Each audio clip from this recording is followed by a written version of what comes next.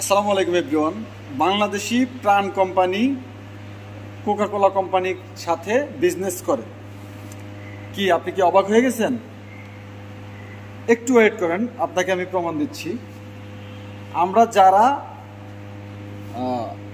এই কোম্পানিটাকে বয়কট করছি আমাদের নৈতিক কারণে, আমরা সবাই মোটামুটি খুশি যে আমরা এর থেকে বয়কট করতে পারছি। কিন্তু খুবই দুঃখজনক একটা ব্যাপার আর খুবই সূক্ষ্ম একটা ব্যাপার যে আমাদের দেশের একটা কোম্পানি, সেটা হচ্ছে প্রাণ। এই প্রাণ কোম্পানি কিন্তু আপনার এই কোকা কোলা কোম্পানির সাথে বিজনেস করে।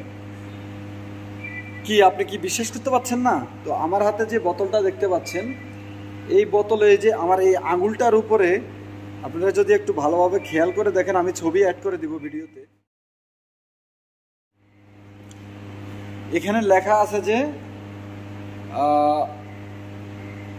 প্রস্তুতকারক এবং মোড়কজাতকারী প্রাণ ডেইলি লিমিটেড, গ 105/1, মধ্যবাড্ডা, ঢাকা 1212। ঠিক আছে, তো কি বুঝলেন? আমরা এই কোম্পানিকে বয়কট করছি। এই প্রোডাক্টটা আমরা খাবো না বা খাই না।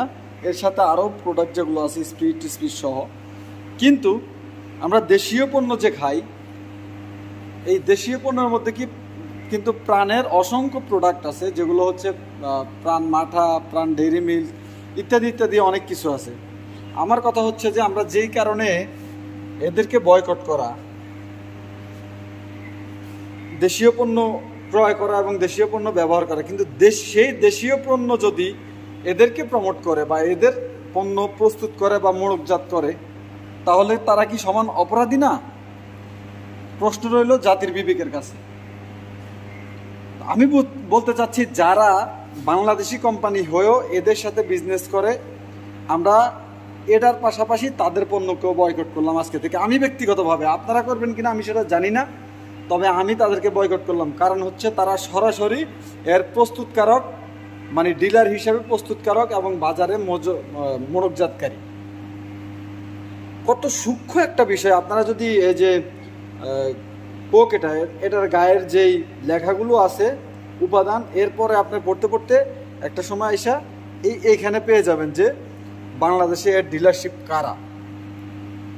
সুতরাং জনগণ, আপনারা যেই কারণে এটাকে বয়কট করছেন, ঠিক একই কারণে এটাকে যারা বাংলাদেশে বিক্রয় করে, যারা এর লাভ্যাংশ নেয় এবং প্রদান করে, একই সাথে তাদেরকেও বয়কট করার সময় হয়েছে। কারণ তারা খুব সূক্ষ্মভাবে পাবলিকের চোখ ফাঁকি দিয়ে প্রমোট করতেছে। এবং এটা কি হচ্ছে আপনারা কিন্তু জানেন। আমরা কেন বয়কট করছি সব কথা কিন্তু বলতে হয় না। সুতরাং আজকে থেকে আমি এটাকে তো বয়কট আগে থেকেই করছি, এবং এটার সাথে যারা জড়িত আছে তাদের কোম্পানির প্রোডাক্টগুলোকেও আমি ব্যক্তিগতভাবে বয়কট করলাম। এখন আপনারা ভেবে নেন যে আপনারা কি করবেন। আপনারা কি তাদের কোম্পানির ব্যবহার প্রোডাক্ট করবেন যারা এগুলোকে প্রমোট করে বা এগুলোকে প্রস্তুত করে বাংলাদেশে? আপনার বিবেকের কাছে প্রশ্ন।